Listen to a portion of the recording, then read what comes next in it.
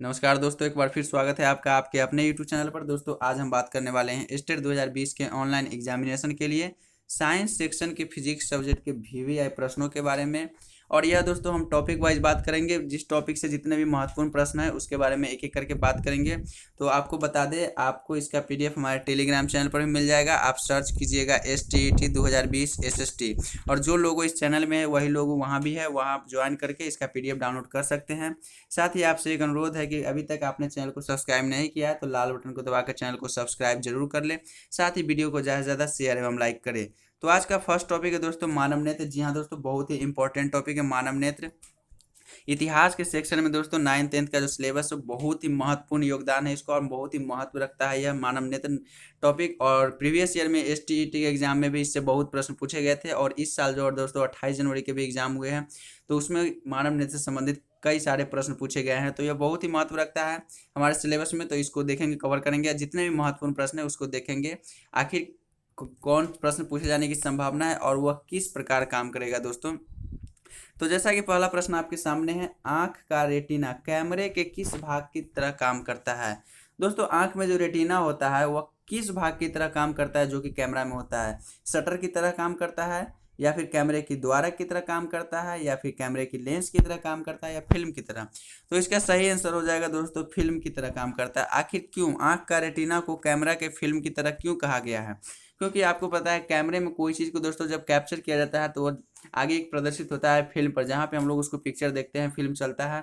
उसी प्रकार आंख में दोस्तों किसी भी वस्तु का प्रतिबिंब रेटिना पर बनता है। जी हाँ, रेटिना पर किसी वस्तु का प्रतिबिंब बनता है, इसलिए कैमरे की फिल्म के दोस्तों तुलना किया गया है आंख के रेटिना को। उसके बाद बढ़ते हैं अगले प्रश्न की तरफ। अगला है, किसकी सहायता से आंख प्रकाश के परिमाण को घटाता बढ़ाता है। जी हाँ, आखिर आंख किसकी सहायता से अपने अंदर जाने वाले प्रकाश को परिमाण को घटाता, उसकी मात्रा को घटाता या बढ़ाता है?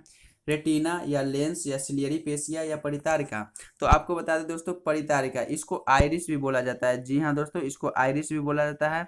इसकी सहायता से आंख अपने अंदर जाने वाले प्रकाश की मात्रा अर्थात उसके परिमाण को घटाता या बढ़ाता है।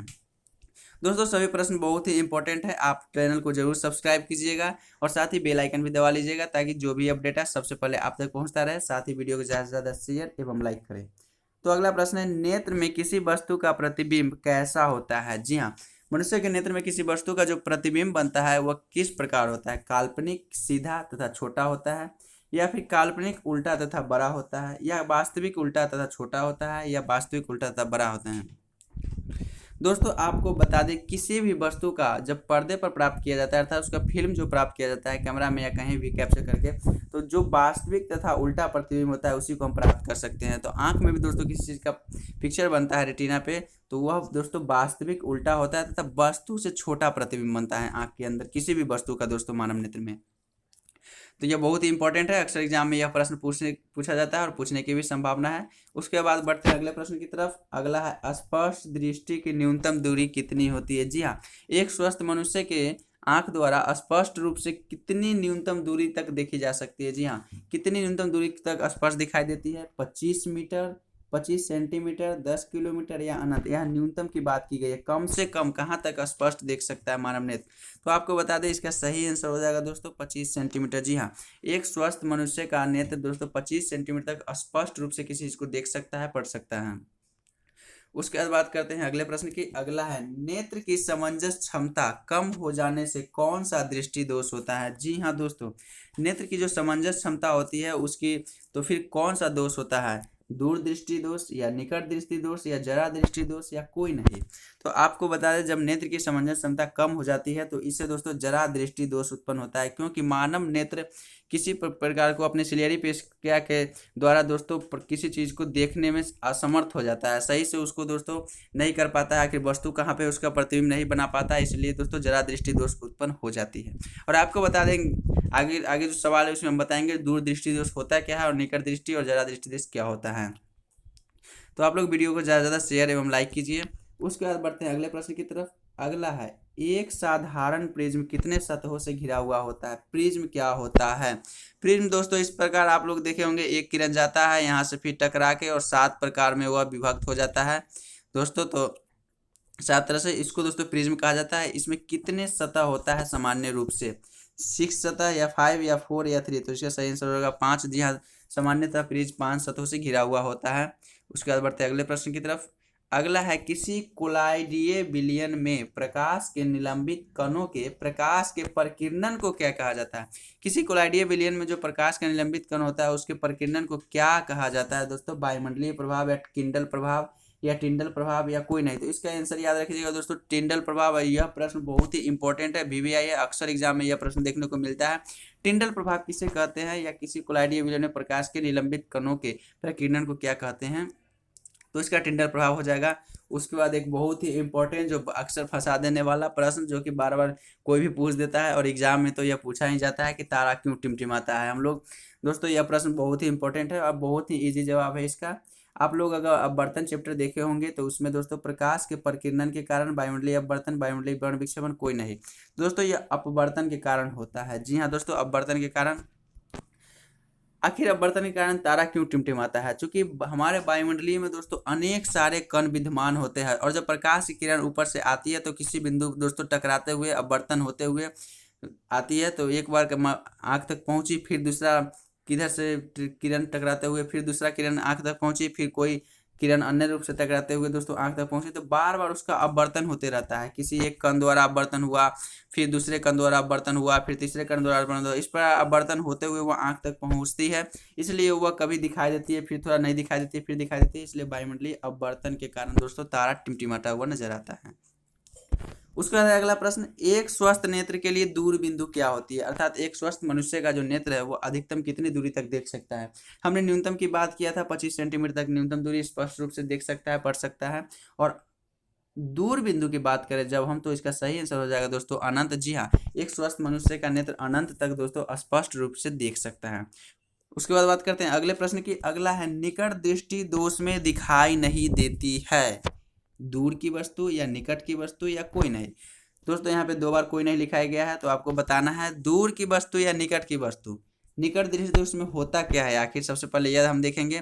तो आपको बता दें, निकट दृष्टि दोष इसका मतलब ही होता है दोस्तों निकट दृष्टि दोष, अर्थात निकट दृष्टि। जी हाँ दोस्तों, यहाँ पे लिखा हुआ है निकट दृष्टि दोष, तो इसको इधर रखिए। निकट दृष्टि अर्थात निकट के वस्तु को हम देख सकते हैं और दूर वाला में हम दोष हो जाता है। जी हाँ दोस्तों, नाम से ऐसे स्पष्ट कीजिए और इसी समझ आएगा, आपको याद रखने की जरूरत नहीं पड़ेगी, हमेशा याद रहेगा।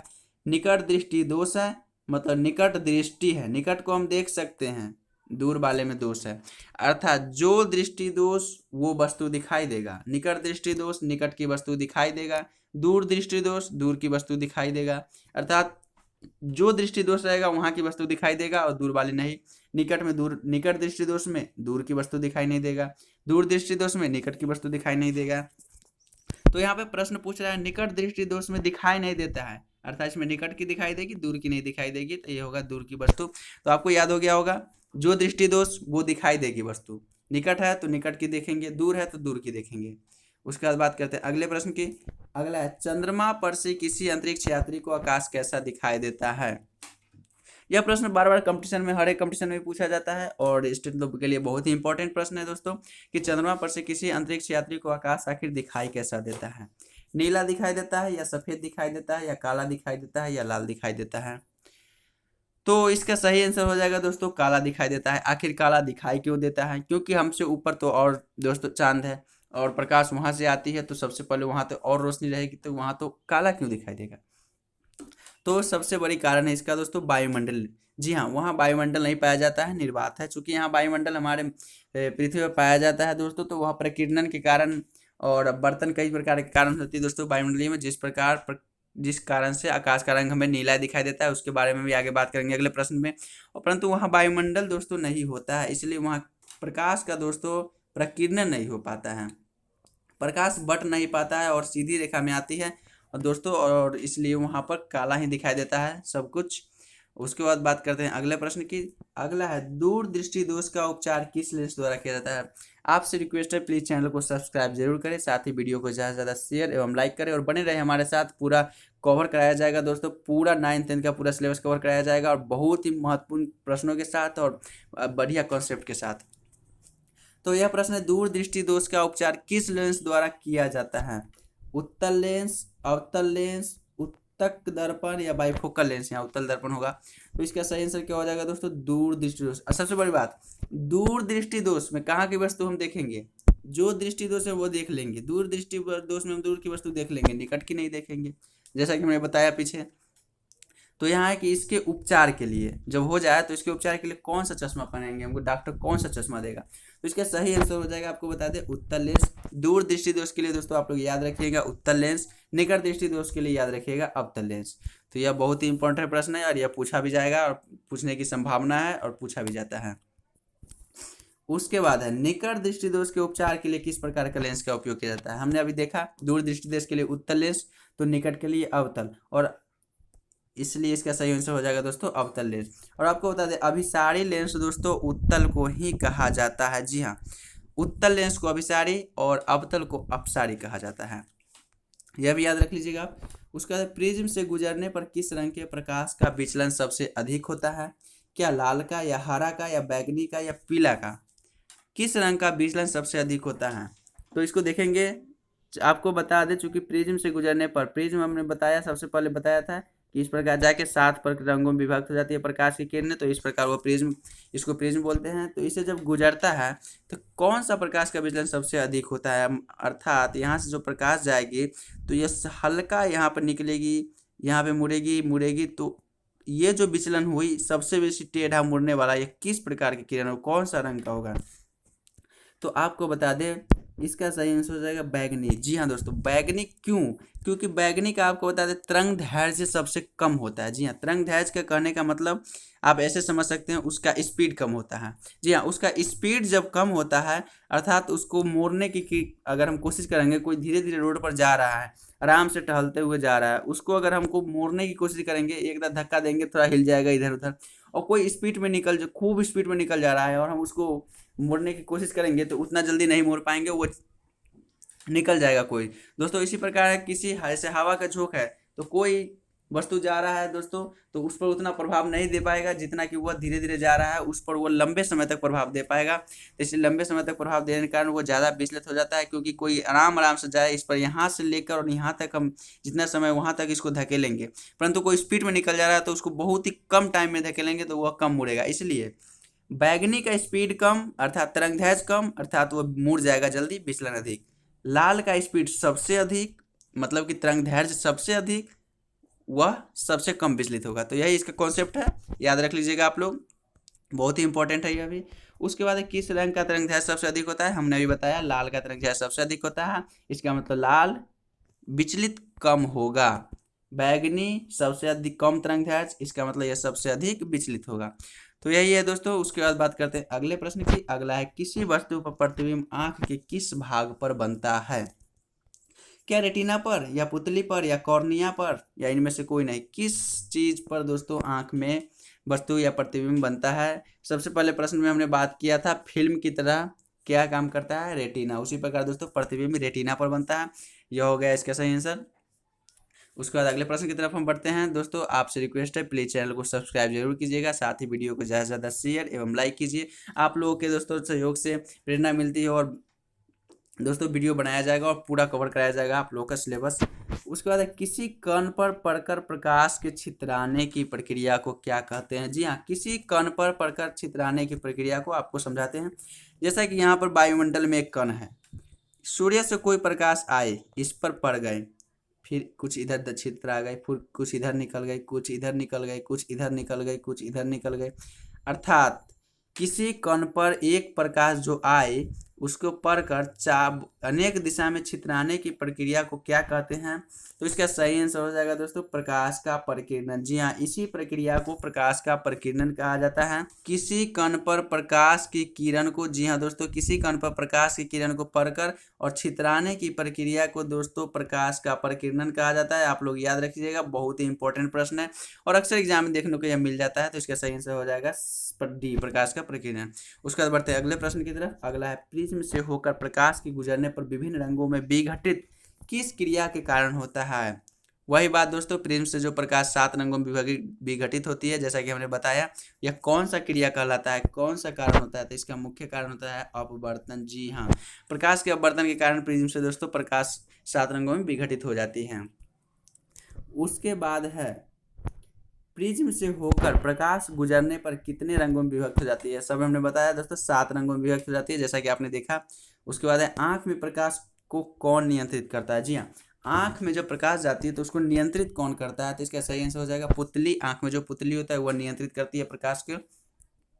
उसके बाद इंद्रधनुष का वर्णन किस घटना पर आधारित है। इंद्रधनुष बरसात के मौसम में अक्सर देखने को मिलता है। आप लोग देखते होंगे जब बरसात खत्म होती है तो इंद्रधनुष कभी कभी सूर्य के विपरीत दिशा में, अगर आपके पूरब साइड अगर सूर्य है तो दोस्तों पश्चिम साइड इंद्रधनुष देखने को मिलेगा। तो यह किस घटना पर आधारित होती है, प्रकाश के परावर्तन या अपवर्तन या वर्ण विक्षेपण, इनमें से कोई नहीं। तो इसका सही आंसर रहेगा दोस्तों प्रकाश के वर्ण विक्षेपण पर। और आप अगला टॉपिक में दोस्तों हम लोग जरूर बताएंगे पूरा विश्लेषण के साथ आखिर होता क्या है वर्ण विक्षेपण की, पूर्ण आंतरिक परावर्तन क्या होता है। इससे संबंधित प्रश्न आप लोग कमेंट में जरूर बताइएगा। वीडियो कैसा लगा और उसको दोस्तों लाइव चलाया जाए या फिर ऐसे ही बना के अपलोड किया जाए। उसके बाद निम्नलिखित में से कौन सा पदार्थ लेंस के लिए प्रयुक्त नहीं किया जाता है। मिट्टी, जल, प्लास्टिक, कांच। किसको प्रयुक्त नहीं किया जाता है लेंस बनाने के लिए। तो दोस्तों जल से बन सकता है लेंस, प्लास्टिक से भी, कांच से, क्योंकि इससे दोस्तों प्रकाश गुजर सकती है आंशिक न किसी रूप में। परंतु मिट्टी से दोस्तों नहीं बन सकता है लेंस। तो यह प्रश्न इतना इंपॉर्टेंट है कि यह लगभग 10 बार से ऊपर भी अब तक पूछा जा चुका है एग्जाम में, और इस बार पूछे जाने की संभावना है। उसके बाद आंख किस तरह व्यवहार करता है। जी हाँ, आंख किस तरह व्यवहार करता है, कौन लेंस की तरह, कौन दर्पण की तरह। हम देखिए उत्तल लेंस, समतल दर्पण, अवतल दर्पण, उत्तल दर्पण, किसकी तरह आंख व्यवहार करता है। तो आपको बता दें आंख उत्तल लेंस की तरह व्यवहार करता है। आप याद रखने का तरीका, रटना कुछ नहीं है, इतना सुना है कि हम ऐसा बताएंगे कि आपको रटना कुछ नहीं पड़ेगा, सभी इंपॉर्टेंट प्रश्न चुटकी में याद हो जाएगा। बस आप हमारे साथ बने रहिए। अब बताते हैं आंख उत्तल लेंस क्यों। आंख देखे होंगे उभरा हुआ होता है। जी हाँ दोस्तों, आंख उभरा हुआ होता है, आगे से देखिए, अर्थात उठल रहता है। और लेंस हम बताएंगे अगला टॉपिक में, हम लेंस कराएंगे पूरा। दोस्तों लेंस, जो लेंस उठल है, दोनों तरफ उभरा हुआ है, उठा हुआ है, तो उत्तल लेंस। उसी प्रकार आंख भी उठल रहता है, उत्तल लेंस। आराम से याद हो गया दोस्तों आंख किस तरह व्यवहार करता है, उत्तल लेंस की तरह। उसके बाद है अपसारी लेंस को क्या कहा जाता है। पीछे हमने बात किया अभिसारी और अपसारी अवतल लेंस को अपसारी लेंस, और दोस्तों उत्तल लेंस को अभिसारी लेंस कहा जाता था। उसके बाद बात करते हैं अगले प्रश्न की। अगला है प्रिज्म से गुजरने के बाद कौन सा रंग सबसे कम विचलित होता है। सबसे कम विचलित होता है, क्या बताया हमने, लाल रंग सबसे स्पीड। कहने का मतलब सबसे तरंग दैर्घ्य, आपको समझाने के लिए बता रहा हूँ। लाल रंग सबसे स्पीड, सबसे कम मुड़ेगा। बैगनी रंग सबसे गम में जा रहा है, धीरे धीरे जा रहा है, यह जल्दी मुड़ जाएगा। इस प्रकार किसका विचलन सबसे कम होता है, तो लाल रंग का विचलन सबसे कम होता है, इसलिए ऑप्शन नंबर ए सही हो जाएगा। उसके बाद बढ़ते अगले प्रश्न की। अगला है नेत्र की फोकस दूरी अधिक हो जाने से कौन सा दृष्टि दोष हो जाता है। दोस्तों नेत्र की फोकस दूरी अधिक हो जाने से आपको बता दें दूरदृष्टि दोष हो जाती है। उसके बाद का बात करते हैं अगले प्रश्न की। अगला है सूर्योदय के समय, सूर्यास्त के समय सूर्य लाल दिखाई पड़ता है, क्यों। लाल रंग का प्रकीर्णन हो जाने के कारण, नीले रंग का प्रकीर्णन हो जाने के कारण, या हरे रंग का कम प्रकीर्णन के कारण, इनमें से कोई नहीं। आप मॉर्निंग में उठते होंगे, देखते होंगे आकाश नीला दिखाई देता है जिधर से सूर्य का प्रकाश आ रहा है, या फिर शाम को जिधर सूर्य डूब रहा है पश्चिम की तरफ, आकाश नीला कब दिखाई देता है, शाम के वक्त। आखिर ऐसा होता क्या है, इसके पीछे क्या कारण है, तो आपको दोस्तों बता रहे हैं और याद हो जाएगा एक बार में, फुल गारंटी देते हैं, घबराने की कोई टेंशन नहीं है। बस आप वीडियो को सब्सक्राइब कीजिए, चैनल को लाइक कीजिए, शेयर कीजिए, आपको एक बार में समझ में आएगा। ऐसे हम बताएंगे इतने कॉन्सेप्ट के साथ। दोस्तों सूर्योदय के समय, सूर्यास्त के समय सूर्य लाल क्यों दिखाई देता है, अब बता रहे हैं। सबसे बड़ी बात, जब तिरछा पड़ता है, हम यहाँ पे खड़ा हैं, जब कोई चीज़ यहाँ पे, कोई गोला पृथ्वी है, जब हम यहाँ पे खड़े हैं और सूर्य दोस्तों यहाँ पे है, तो यहाँ से यहाँ की दूरी बहुत अधिक है।